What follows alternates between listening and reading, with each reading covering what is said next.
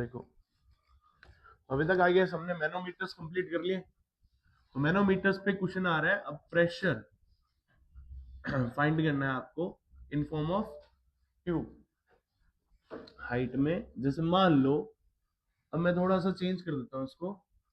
आपके पास में एक क्यूब है जो सर्कुलर शेप में है।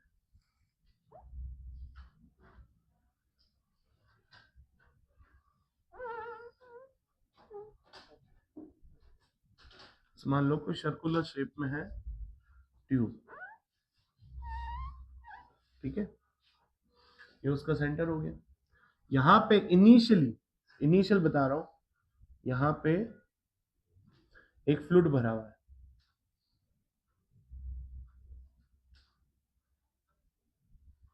और हमने यहां पे एक प्लग लगा रखा है, क्लियर। और इस साइड में हम भर लेते हैं एक और फ्लूइड। मान लो यहां पे है सेंटर तुम्हारा, ठीक है, यहां पे एक फ्लूइड और भरा हुआ है, ऐसा समझते हैं, राइट। तो ये हो गया फ्लूइड 1, रो 1 हो गया, और ये हो गया फ्लूइड 2, ठीक है। और ये होगी इसकी रेडियस, सेंटर से है तो ये सारी रेडियस होगी। अब मैं ये तुमसे पूछने की कोशिश कर रहा हूं, मान लो कि ये है तुम्हारा Hg और ये है तुम्हारा वाटर, क्लियर है, दोनों सेम क्वांटिटी में भरे हुए। जैसे ही मैंने इस प्लग को हटाया, ये फ्लूइड और ये फ्लूइड आपस में मिक्स नहीं होते, इमिस्किबल फ्लूइड बोलते हैं इसको, ठीक है, ये दोनों मिक्स नहीं होते। तो जैसे प्लग हटाएंगे ये इधर उधर होंगे नहीं होंगे, होंगे ना। अगर मान लो ये हाई डेंसिटी का है तो ये धक्का मारेगा, तो ये लेवल डाउन जाएगा नहीं जाएगा, ये लेवल डाउन जाएगा। जैसे ये लेवल डाउन जाएगा तो प्रेशर डिफरेंस की वजह से ये लेवल अप होगा, अरे होगा नहीं होगा, होगा ना। तो मैं ये पूछ रहा हूं ये कितना अप होगा और ये कितना डाउन होगा, वो निकालना है तुम्हें, क्लियर है। देखो इनिशियल कंडीशन मैंने बना दी तुम्हें, क्लियर है। फाइनल कंडीशन और बना के बताता हूं।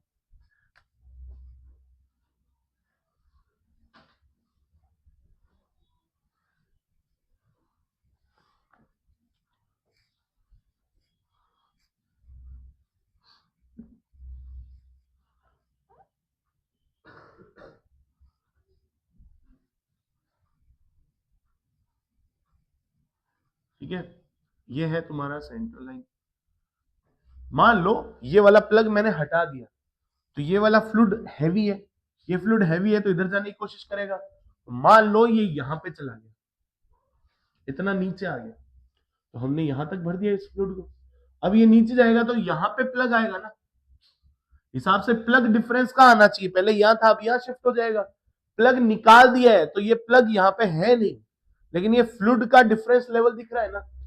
अरे ऐसे ब्लू ले लो और एक रेड ले लो, दोनों मिक्स नहीं होने चाहिए, क्लियर है। ऐसे फ्लूइड लिया हमने।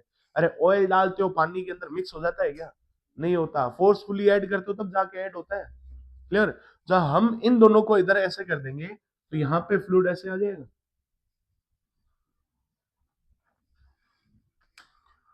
और आई गेस ये यहां तक चले जाएगा। क्लियर हुआ कि नहीं हुआ, ऐसे समझ लेते हैं एक बार। तो हमने कहा कि सर ये देखो ये इस तरीके से आ रहा है, क्लियर है, सेंटर से होते हुए जाएगा, ये सेंटर है। अब देखो ये मिड में है कि नहीं, हिसाब से मिड में ही है, तो ये कहां से इधर नीचे गया उतना का उतना ऊपर उठेगा, ये प्रेशर स्टैटिक है, तो यहां से ये रेडियस होगी। मान लेते हैं पहले ये यहां पे था तो अब ये थीटा है, एंगल ये आ गया, क्लियर और नॉट, ये एंगल थीटा है। अगर ये एंगल थीटा है तो क्या आप इसकी पोजीशन नहीं निकाल सकते, यहां से यहां तक की निकाल सकते हो। और मैंने ये पूछा कि भाई प्रेशर डिफरेंस कितना हो जाएगा अब हाइट की फॉर्म में, भाई ये यहां पे था पहले, तो अब ये कितना ऊपर नीचे जाएगा, ये बताओ आपको, प्रेशर डिफरेंस बता दो, बता सकते हो नहीं बता सकते हो, ट्राई करो इसको, फटाफट नोट करो।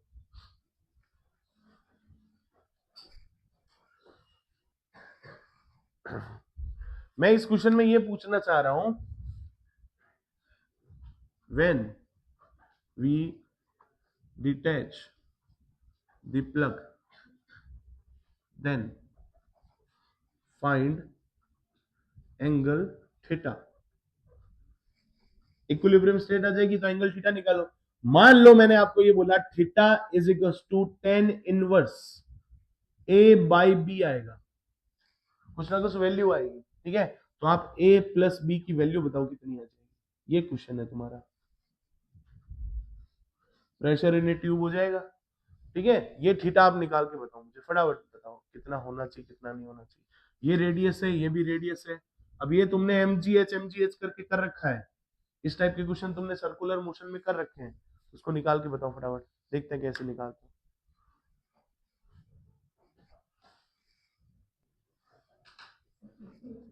इधर हटा देता हूँ, ये तो इनिशियल है और हमें टेन इनवर्स में आंसर निकालना है, तो ये भी हटा देता हूँ। याद रखना ये इसकी फॉर्मेशन में आंसर निकालना है। देखो अगर ऐसा कुछ डिफरेंस आता है, ये नीचे जा रहा है ये ऊपर जा रहा है, तो इक्विलिब्रियम पोजीशन के ऊपर मैं अगर रेफरेंस यहां से ले लूं तो इक्विलिब्रियम पोजीशन में इधर वाला और इधर वाला प्रेशर सेम होना चाहिए। समझ पा रहे हो नहीं समझ पा रहे हो? अरे अपने ना वेइंग मशीन लेके आते हैं, पुरानी वाली वेइंग मशीन, एक पास में हमने कर दिया डेड वेट 1 किलो 2 किलो, और इधर हम एक कंटेनर के अंदर चावल डाल रहे हैं, समझ रहे हो। जैसे ही वो जो इधर उधर हो रखा है जो इंडिकेटर है वो अगर मिड में आ जाता है तो हम क्या मानते हैं, इधर वेट और इधर वेट सेम है कि नहीं। भाई 1 किलो चावल तुम्हारे हो गए, क्लियर हुआ। वो कह रहा है नहीं सर 2 किलो दो, तो आपने क्या किया 1 किलो का डेड वेट और रख दिया, टोटल वेट किधर हो गया इधर 2 kg, क्लियर है। और इधर अब आप चावल डालोगे तो अभी तक तो इंडिकेटर इधर था, अब इंडिकेटर कैसे हो रहा है, एकदम सीधा हो रहा है, धीरे धीरे एकदम सीधा आ गया। सीधा आने का मतलब क्या है सर, दोनों साइड में फोर्स बैलेंस है कि नहीं है। तो यहाँ पे हम क्या समझते हैं यूट्यूब मैनोमीटर के अंदर, सर यहाँ पे प्रेशर क्या है सेम है, तो यहां पे प्रेशर निकाल लेते हैं लेफ्ट में और यहां पे प्रेशर निकाल लेते हैं राइट में। तो ये दोनों सेम होने चाहिए नहीं होने चाहिए, सेम होने चाहिए तभी इक्विलिब्रियम स्टेट बनेगा। तो चलो इसकी वैल्यू निकालते हैं, देखना गौर से। हमने यहां तक निकाला, ये वाली हाइट मान लो h1 है, ठीक है। ये वाली हाइट मान लो h2 है, ठीक है। ये वाली हाइट मान लेते हैं h3 है और ये हो जाएगा h4 हो जाएगा। समझ गए नहीं समझ गए? इस तरीके से हम निकाल लेते हैं, सारी चीजें निकाल के रख देते हैं। और अब हम इसको बोलते हैं, ये हो गया तुम्हारा रो 1 और ये हो गया तुम्हारा रो 2। इसको यहां नहीं लिख के यहां लिख देता हूं, ये हो गया तुम्हारा रो 2, क्लियर हो। अब यहां से स्टार्ट करते हैं, आपको यहां से यहां पे पहुंचना है, तो आप पहले लेफ्ट वाली इक्वेशन क्या लिखोगे, लेफ्ट लिम्ब के लिए क्या लिखोगे, लेफ्ट लिम्ब प्रेशर इज, यहां पे कोई भी प्रेशर नहीं मान रहे हो या एटमॉस्फेयर मान रहे हो तो एटमॉस्फेयर मान लो, नीचे गए तो क्या बनेगा, यहां पे और यहां पे प्रेशर क्या बनेगा, रो जी एच बनेगा नहीं बनेगा। तो लेफ्ट लिम्ब में प्रेशर क्या हो जाएगा, रो किसका 1 का जी, और एच की वैल्यू क्या हो जाएगी h1, क्लियर है, ठीक है। इसकी वैल्यू निकाल लेते हैं, एच की वैल्यू क्या आ जाएगी, देखो ये आर है, क्लियर, और ये भी कौन है आर है, क्लियर हुआ कि नहीं हुआ। अब एक बात बताओ, आर का अगर ये थीटा है तो ये एंगल भी क्या होना चाहिए, थीटा होना चाहिए। अगर ये एंगल थीटा है तो ये वाली लेंथ कितनी है आर है, तो ये वाली लेंथ कितनी हो जाएगी यहां तक। अगर ये 90 माइनस थीटा कह दो तो ये आर साइन थीटा होगी नहीं होगी, यहां से यहां तक आर साइन थीटा हो जाएगी। देखो गौर से इसको ऐसे बना देते हैं, ऐसे कुछ है ना लेफ्ट लिम्ब में, ये वाला एंगल कितना है 90 माइनस थीटा है और ये वाला एंगल कितना है थीटा है। समझ गए नहीं समझ गए, ये भी आर है और ये भी आर है, तो हमें तो ये हाइट चाहिए ना, ये वाली चीज चाहिए, ऐसे तो चाहिए। ये तो हमारा क्या है h1 है, तो यहां से यहां तक है r और यहां से यहां तक कितना हो जाएगा r का थीटा, ये ले लो, तो क्या बन जाएगा साइन थीटा बन जाएगा, r साइन थीटा बन गया, क्लियर और नॉट।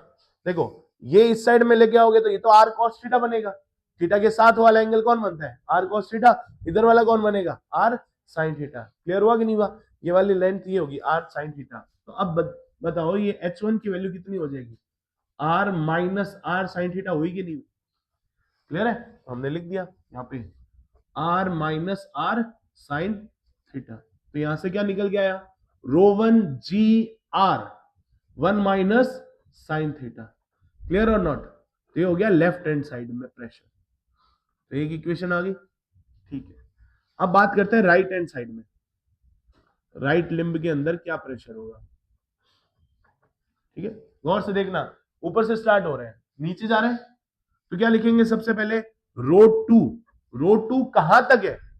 रो टू की वैल्यू हो जाएगी रो टू इंटू जी इंटू इंटू ये। ठीक है, रो टू इंटू जी कितना तक भरा हुआ है? वो H4 और H3 तक भरा हुआ है, तो हमने लिख दिया H4 और H3। क्लियर है? प्लस करके लेके आए, फिर प्लस करेंगे माइनस करेंगे प्लस। क्यों? नीचे जा रहे हैं, कितनी हाइट तक गए? यहां तक। ये कौन सा है? रो 1 है, तो हम क्या लिख देंगे?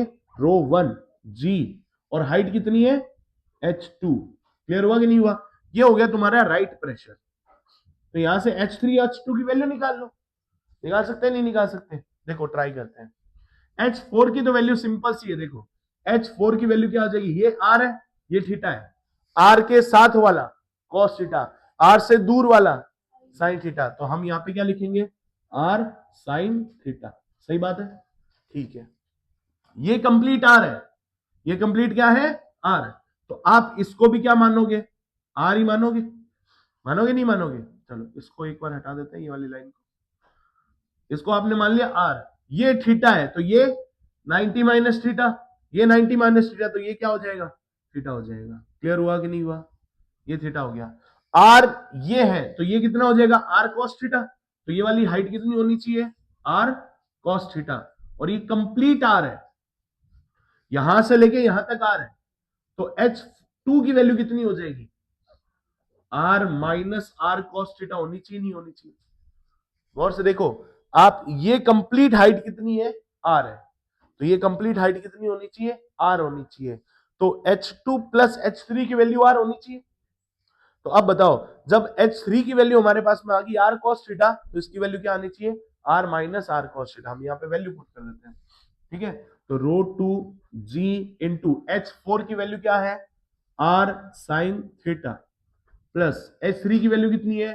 R cos theta, plus rho 1 की वैल्यू नहीं पता, तो रो 1 पड़ा है, G पड़ा है, H2 की वैल्यू कितनी हो जाएगी? R minus R cos theta. तो क्या हम यहाँ पे R कॉमन ले लें? अगर हमने यहाँ पे R कॉमन ले लिया, तो यहाँ पे 1 बच गया, 1 माइनस कॉस थीटा आ गया। ये इक्वेशन बची। अब मान लो, अब ये दे रखा है राइट लिम्ब, तो ये राइट लिम्ब प्रेशर हो गया। क्लियर हुआ कि नहीं हुआ? तो क्या हम ये कर सकते हैं कि left pressure is equal to right pressure होना चाहिए? अब हमने लिख दिया, तो rho 1 g r 1 minus sine theta equal to rho 2 g, यहां से भी आर कॉमन आ जाएगा, अंदर क्या बचेगा? Sine theta plus cos theta, और plus rho 1 g r 1 minus cos theta. Clear हुआ कि नहीं हुआ? अब इधर भी रो 1 है, इधर भी रो 1 है, इसको इधर ले आओ, तो क्या मिल जाएगा? रो 1 जी आर तो कॉमन आ जाएगा, 1 माइनस साइन थीटा, वो इधर आएगा, तो वो 1 माइनस का हो जाएगा, -1 कॉस थीटा प्लस का हो जाएगा, ये कॉस थीटा। इधर क्या बन जाएगा? Rho 2 g r sine theta plus cos theta. Clear और नॉट? ठीक है, जी आर से जी आर कैंसिल हो गया, इस 1 से ये 1 कैंसिल हो गया, इधर क्या बचा? Cos theta minus sine theta, और उधर क्या बचा? रो 2 sign theta plus cos theta. अरे क्लियर है कि नहीं? और इधर क्या बन जाएगा? रो 1 हो जाएगा। क्लियर है? गौर से समझना मेरी बात को। अब इसको थोड़ा सा सॉल्व कर लेते हैं। यहां से मैं इसको क्या करता हूं, इसको ले आता हूं इधर, ठीक है, और इसको ले आता हूं इधर, तो देखना गौर से क्या बनता है। इधर बना साइन थीटा, सॉरी पहले कॉस थीटा लिख देते हैं, cos theta plus sine theta divided by cos theta minus sine theta equal to, इधर क्या बन रहा है? देखो इसको नीचे, इसको इधर पड़ा है, तो रो 2 नीचे आ जाएगा, तो बना रो 1 डिवाइडेड बाय रो 2। अगर ये वैल्यू गिवन है, अगर ये वैल्यू गिवन है, तो क्या हम यहां से sine theta upon cos theta की वैल्यू निकाल सकते हैं? आप क्या करो, यहां से कॉस थीटा कॉमन लेके कट कर दो, तो क्या बनेगा 1 plus tan theta divided by 1 minus tan theta equals to rho one upon rho two. जैसे ही तुम्हें rho one upon rho two की वैल्यू गिवन होगी तो क्या आप यहां से टेन थीटा की वैल्यू निकाल सकते हो? यस। मान लो रो वन और रो टू ऐसे दे रखा है कि sir rho one is equal to two rho two दे रखा है, मान लेते हैं ऐसे rho one is equal to two rho two दे रखा है, तो रो वन की जगह टू रो टू लिख दो, तो टू बाई वन आ गया, आंसर निकल जाएगा नहीं निकल जाएगा? इस तरीके से हम आंसर निकालेंगे। पहले नोट कर लो फिर बाद में इसको कंबाइन कर लेते हैं। क्लियर है? चलो करो इसको।